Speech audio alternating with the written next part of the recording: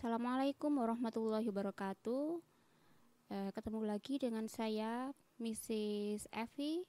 Hari ini kita akan belajar bahasa Inggris ya, untuk kelas 11 IPA dan IPS.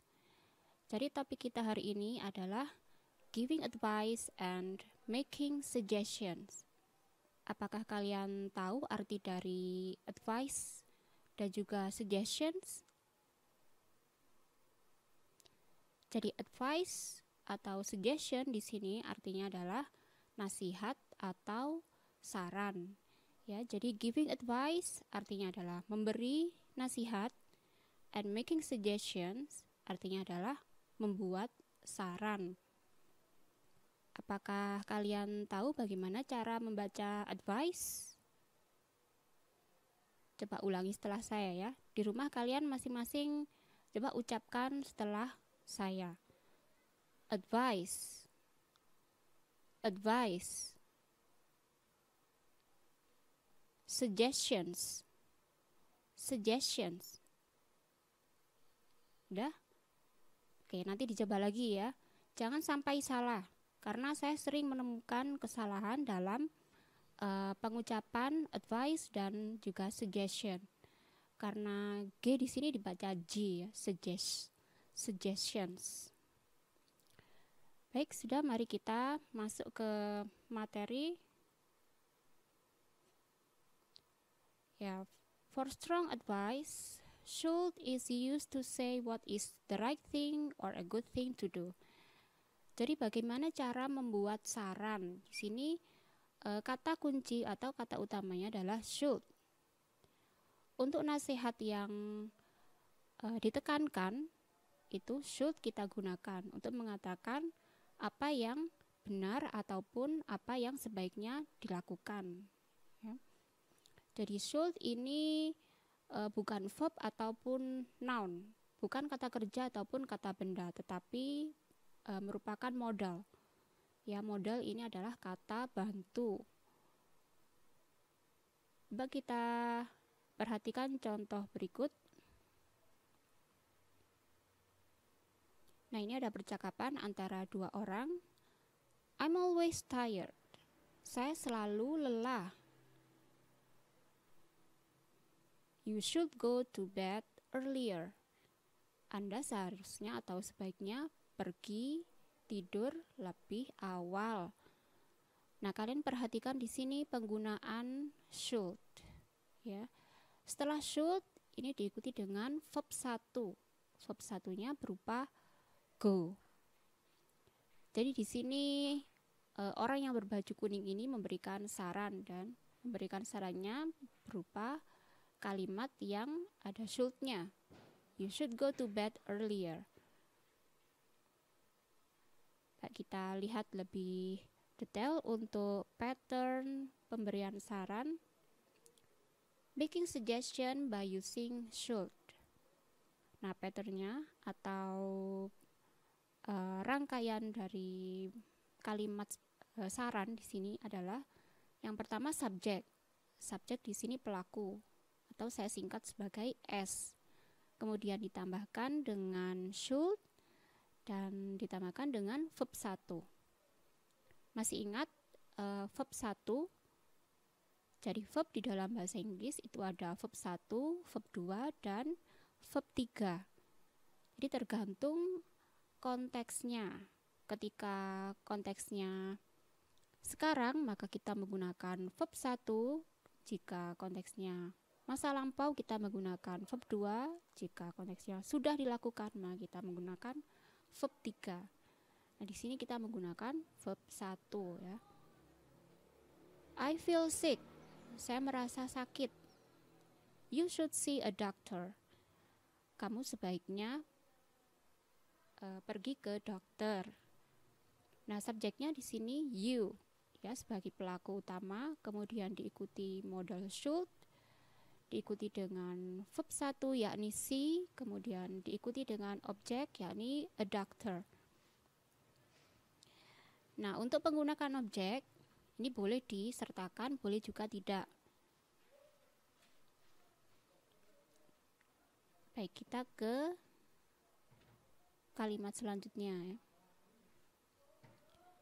You shouldn't to say that it's not a good thing to do or it's not the right thing. Jadi should itu juga bisa ditambahkan dengan not. Nah, di sini should not atau bisa juga disingkat menjadi shouldn't. Digunakan untuk mengatakan bahwa itu bukan hal yang baik untuk dilakukan atau bukan hal yang benar. Nah, ini contohnya. Ini ada anak-anak ya bermain korek api. You shouldn't play with lighters. Kamu sebaiknya tidak bermain-main dengan korek api. Nah, di sini itu merupakan saran yang dimana anak-anak itu tidak boleh bermain-main dengan korek api. Kita menggunakan shouldn't. Sama seperti should, shouldn't di sini juga diikuti dengan verb 1. Ya, di sini verb satunya adalah play. Making suggestion by using shouldn't.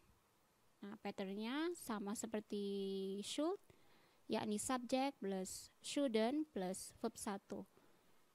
I have a schedule on Monday. You shouldn't miss it. Di sini subjeknya adalah you, kemudian diikuti dengan modal shouldn't dan diikuti dengan verb 1 ditambahkan dengan objek yakni it. Kamu tidak boleh melewatkannya. Nah, ini sama seperti should ya. Baik, selain should kita juga bisa menggunakan need to. Nah, ini artinya sama seperti should, yakni sebaiknya atau seharusnya. Kalau need saja itu membutuhkan, tapi kalau ditambahkan dengan to itu artinya sudah berubah, ya, yakni sebaiknya atau seharusnya.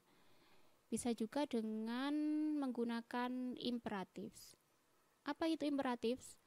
Imperatifs adalah kalimat perintah. Jadi ini sebagai strong advice ya, nasihat yang ditekankan. Nah, ini contohnya. You need to eat all your food. Kamu sebaiknya memakan semua makananmu. Eat all your food. Nah, ini contoh dari kalimat imperatif. Jadi diawali dengan verb atau kata kerja, yakni eat. Ya, eat all your food. Nah, ini untuk lebih jelasnya. Jadi kalau ingin membuat kalimat dengan menggunakan need to, kita awali dengan subjek atau pelakunya dulu, you need to, kemudian dengan verb 1, study hard. Kemudian juga bisa menggunakan imperatif ya, contohnya study hard, belajarlah yang giat ya. Study di sini merupakan verb 1.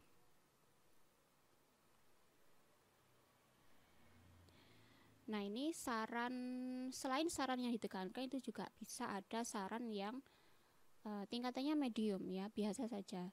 Jadi tidak terlalu ditekankan untuk dilakukan. Kita bisa menggunakan why don't you dan it's a good idea too. Ini they are usually softer than should and need to. Mereka biasanya lebih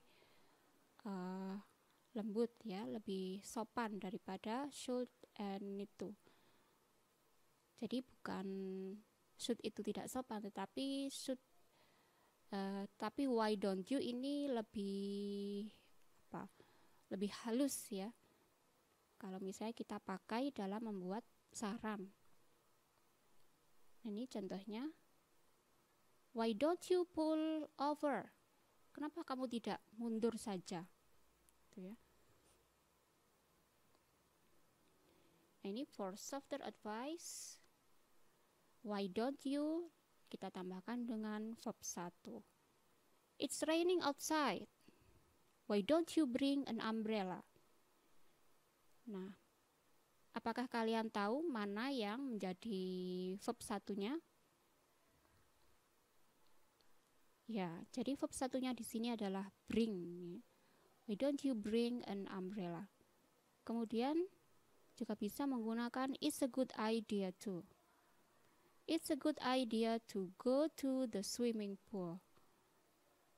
Apakah kalian tahu mana yang merupakan verb satu? Ya, jadi verb satunya di sini adalah go.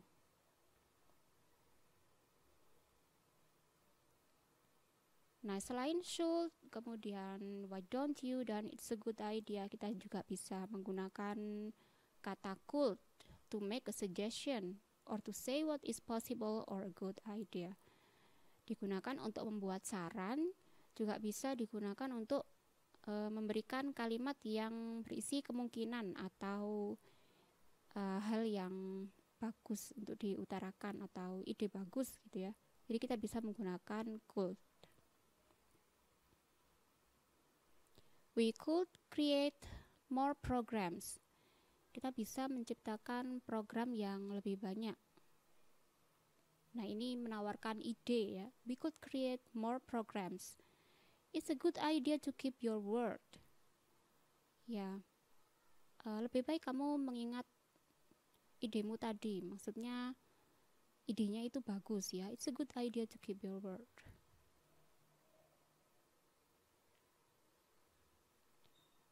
Nah, ini patternnya hampir sama seperti should. Subjek ikuti could dan verb 1. Di could di sini bukan verb dan juga bukan noun. Jadi could, apakah kalian tahu merupakan kata apa? Sama seperti should ya. Jadi could di sini fungsinya adalah sebagai modal atau sebagai kata bantu. Nah, di sini turn off merupakan verb 1. Jadi kalian tidak bisa, kalau misalnya ini kata frase ya, tidak bisa dipisah-pisahkan. Kalau misalnya mengartikan tidak bisa turn sendiri atau off sendiri. Ini artinya jadi satu. Artinya mematikan. Kamu sebaiknya mematikan kipas angin. Nah, di sini bisa ditambahkan objek.